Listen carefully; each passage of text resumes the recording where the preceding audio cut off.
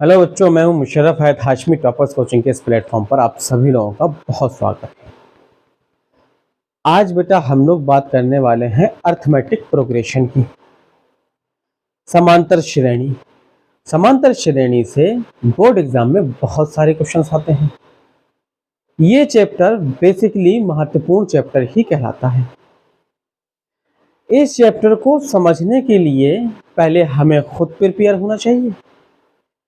आप कभी भी कोई चीज पढ़ने के लिए बैठ रहे हैं तो आप अपने आप को पहले तैयार करेंगे कि मुझे पढ़ना है, तब आप पढ़ पाएंगे। अगर आप ये सोचें कि मुझे एक काम करना है तो पहले आप खुद में प्रिपेयर हो, तब आप स्टार्ट कर पाएंगे अपना टारगेट पॉइंट। ये तो हो गई बेसिक सी बात। अब समझने वाली बात यह है कि हम अपने आप को कैसे प्रिपेयर करें। हमें ऐसा क्या करना होगा जिससे हमें जो सब्जेक्ट हम पढ़ने वाले हैं, जो चैप्टर हम पढ़ने वाले हैं, वो बहुत अच्छी तरीके से हमको समझ में आए। बहुत अच्छी तरीके से समझने के लिए हमें सबसे पहले बेसिक नॉलेज होना चाहिए। हम सबसे पहले ये जानना चाहते हैं कि जो किताबी भाषा लिखी हुई है वो किताबी भाषा से हट के जनरल भाषा में हम उस चीज को समझना चाहते हैं कि बेसिकली समांतर श्रेणी होती क्या है। जो साइंटिफिक डेफिनेशंस लिखी हुई होती हैं किताबों में, उससे हट के हमें बेसिक जीवन में, सादा जीवन में जो नेचुरल है, उसमें इसका प्रयोग कहाँ है, कहाँ देखने को मिलेगी हमें समांतर श्रेणी, कैसे देखने को मिलेगी हमें समांतर श्रेणी, कहाँ इनका यूज होता है, हम समझने की कोशिश कैसे करेंगे। जब आप इतना प्रिपेयर्ड हो जाएंगे तब आपको ये पूरा चैप्टर भी समझ में जाएगा और चैप्टर की सारी चीजें भी समझ में जाएंगी। तो यहीं से हम लोग आज के इस टॉपिक को स्टार्ट करते हैं। चैनल पर आप लोग पहली बार हो तो लाइक शेयर जरूर कर दीजिएगा। चैनल पर पहली बार है तो चैनल को सब्सक्राइब भी कर लीजिएगा। और अगर आपको कुछ चाहिए है, वाकई यहाँ से कुछ सीख के जाने का इरादा है, या आप ये प्लान बना करके आपने थंबनेल को देख करके वीडियो देखने के लिए इच्छुक हुए और ये इच्छा जताई कि भाई हमें यहाँ से कुछ पाना है, तो थोड़ा सा रुकिए और लास्ट तक वीडियो पर बने रहिए, तो शायद कुछ मिल सकता है। शायद कुछ क्या, मैं तो आपको पूरा विश्वास दिलाता हूँ कि बहुत कुछ मिल सकता है। अदरवाइज आपके अंदर अगर धैर्य, थोड़ा बहुत सब्र है तो। अर्थमेटिक प्रोग्रेशन, समांतर श्रेणी का सीधा सा अर्थ क्या है। हमने लिखा यहां पर समांतर श्रेणी। श्रेणी तो एक सीरीज लाइन बाय लाइन बनती चली जाए। समांतर, समान, अंतर। समान और अंतर, ये दो भागों में हम बांटे देते हैं, समान और अंतर। अब ऐसी श्रेणी है जिनके पदों के बीच समान अंतर आ रहा है, वो जो भी श्रेणी बनेगी वो समांतर श्रेणी कहलाएगी। आपने प्राकृतिक संख्याएं लिखी 1 2 3 4 5 6 7 8 9, समांतर श्रेणी है। हर पद में क्रमागत पदों के बीच का अंतर समान है। क्रमागत पदों के बीच का अंतर समान है।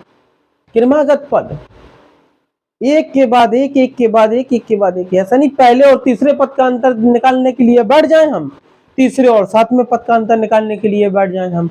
तो चीजों को समझने के लिए बहुत आराम से समझने की जरूरत होती है।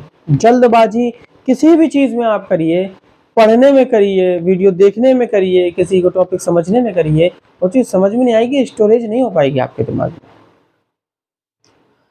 हर क्रमागत पदों के बीच का अंतर एक एक है, एक एक का अंतर है। ये श्रेणी समांतर श्रेणी है, एपी है, अर्थमेटिक प्रोग्रेशन है। कहीं मान लीजिए 5 है, कहीं 10 है, कहीं 15 है, dot dot dot. Arithmetic progression है, हर पदों के क्रमागत पदों के बीच का अंतर 5-5 है। इन सिंपल लैंग्वेज, क्रमागत पदों के बीच का अंतर अगर समान जा रहा है तो वो समांतर श्रेणी है। सपोज दैट कहीं x लिखा है, x+1 लिखा है, फिर x+2 लिखा है, फिर अगला पद x+3 है, डॉट डॉट डॉट। हर पद के बीच में भी यहाँ पर एक का अंतर है। x+1 से आप x को माइनस करेंगे, 1 आएगा। x प्लस 2 को x प्लस 1 माइनस करेंगे 1 आएगा, x प्लस 3 से x प्लस 2 को माइनस करेंगे 1 आएगा। इसको कहते हैं समांतर श्रेणी। समांतर श्रेणी में अगर हम व्यापक श्रेणी की बात करें तो पहला पद, जैसे कुछ चीजें होती हैं इसमें, नोट कर लीजिएगा, वीडियो को पॉज करके नोट कर लीजिएगा। जैसे प्रथम पद होता है श्रेणी का, उसे हम ए से व्यक्त करते हैं। श्रेणी का प्रथम पद यानी जहां से श्रेणी स्टार्ट हो रही है वो उसका प्रथम पद कहलाएगा। अच्छा, जो समान अंतर हमें चेक करना होता है वो एक मोस्ट इंपोर्टेंट बात पॉइंट याद रखिएगा कि आपको सदैव अगले पद से पिछले पद को घटाना है, अगले पद से पिछले पद को घटाना है। आप ये भी तो कह सकते हैं साहब 1 में से 2 गया तो -1 बचा, 2 में से 3 गया तो -1 बचा, 3 में से 4 गया तो -1 बचा, है तो सब चीजें बराबर, अंतर तो इसमें भी समान आ रहा है। पॉइंट वाली बात है, पॉइंट वाली बात है। हम कह रहे हैं अगले से पिछले को घटाना है, सर्वांतर बराबर आना चाहिए। आप कह रहे हैं साहब हम आगे से पीछे को भी घटा रहे हैं तो अंतर तो समान आ रहा है। तो यहाँ पे समझना यही है कि अगले से पिछले को घटाने पे हमें सर्वांतर मिलेगा, वो चाहे माइनस का मिले।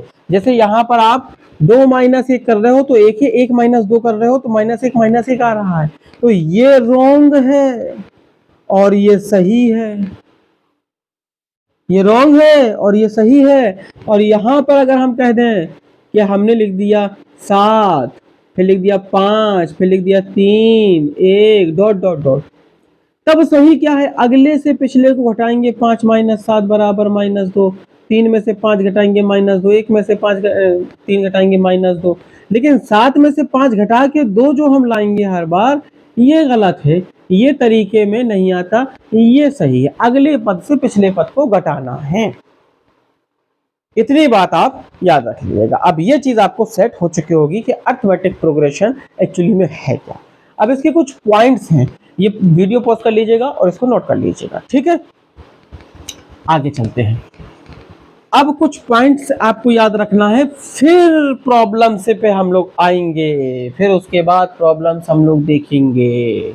इसमें कुछ चीजें देखते हैं, जैसे कि प्रथम पद देख लेते हैं, जैसे पदों की संख्या समझ लेते हैं, जैसे सार्वांतर देख लेते हैं, अंतिम पद देख लेते हैं,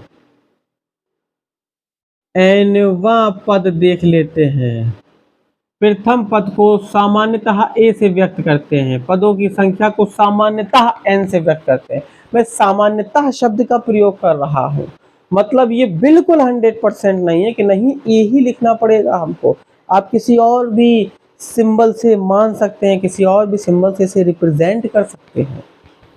सर्वांतर स्मॉल डी, अंतिम पद स्मॉल एल, एनवां पद ए एन, एनवें पद को ए एन से व्यक्त करते हैं या टी एन से भी व्यक्त कर लेते हैं कभी कभी। अब एक श्रेणी है और उसमें लिखा है, मान लीजिए कि 5, 10, 15 डॉट डॉट डॉट डॉट, बहुत आगे तक श्रेणी छोड़ दी हमने। पहला पद 5 है, दूसरा 10 है, तीसरा 15 है, चौथा 20 आएगा, जैसा कि देखने को मिल रहा है। अगर हम कह दें कि 128वां पद कितना आएगा तो हम नहीं कह सकते, काउंट तो नहीं कर पाएंगे 128वां पद कितना आएगा, ये तो बहुत बड़ी समस्या हो गई। तो इसी सॉल्यूशन को सॉल्व करने के लिए, ऐसे ही प्रॉब्लम को सॉल्व करने के लिए अरिथमेटिक प्रोग्रेशन बनाया गया है।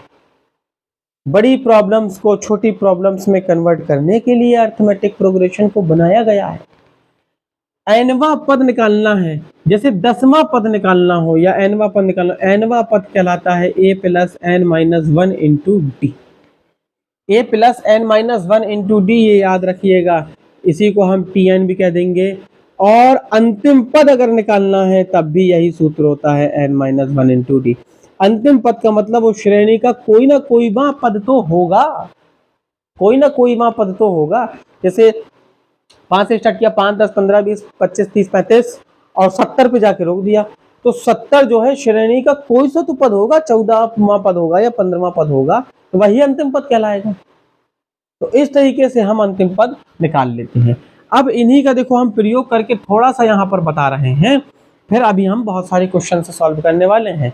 ठीक है, अगर मान लो किसी श्रेणी में बहुत सारे पद दिए गए हैं और वो पूछ रहा है कि उनका योगफल कितना होगा, जैसे हमने इसमें 60 पद रख दिए, अब आप इनको जोड़ोगे तो नहीं एक एक करके, उसमें तो समस्या हो जाएगी। तो आप अर्थमेटिक प्रोग्रेशन के द्वारा किसी भी समांतर श्रेणी का योगफल कैसे निकाल सकते हैं, उसके लिए फॉर्मूला होता है Sn बराबर n/2 2a plus n-1 into D.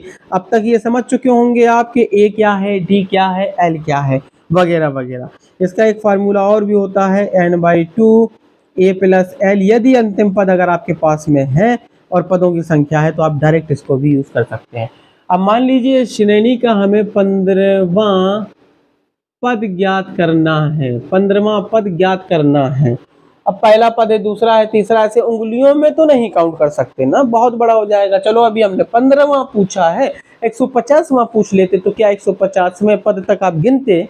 150वें पद तक तो आप नहीं गिन सकते थे। तो अब हमें करना क्या होगा, हम जरा यहाँ से डेटा कलेक्ट करते हैं कि हमको मिला क्या क्या है यहाँ पर, हम जरा ये समझना चाहते हैं। हम समझ रहे हैं तो ए बराबर हमको 5 मिला है श्रेणी में। सर्वांतर को डी से व्यक्त करते हैं, वही अगला पद माइनस पिछला पद, यानी कि 10 - 5, तो सर्वांतर हमको 5 मिला है।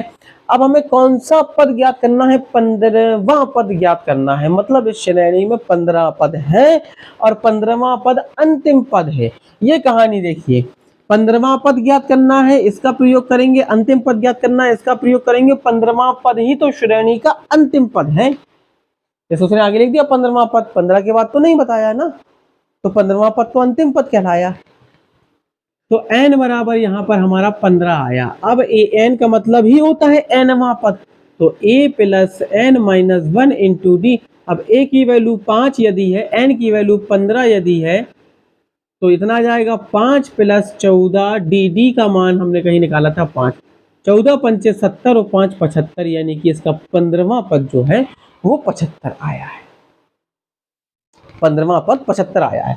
अब जरा सोचिए, अगर हम यहां से देखें सूत्र को फिर से, तो अगर हम 5वां पद देखें तो 5 - 1 यानी कि 4d।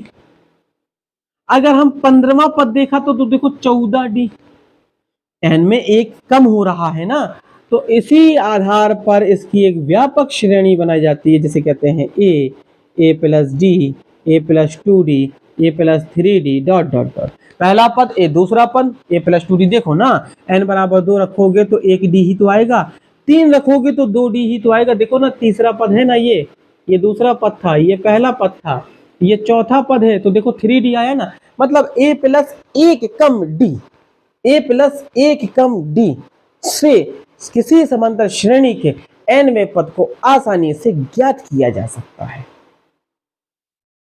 तो अगर ये चीज आपको समझ में आई हो तो चैनल को सब्सक्राइब करके बेल आइकन दबा लीजिएगा कि अगली जो वीडियो आपको देंगे, जो प्रॉब्लम सॉल्व करवाएंगे, वो आपको अप्रोच कर सके, आपके पास रीच हो सके। Thank you very much.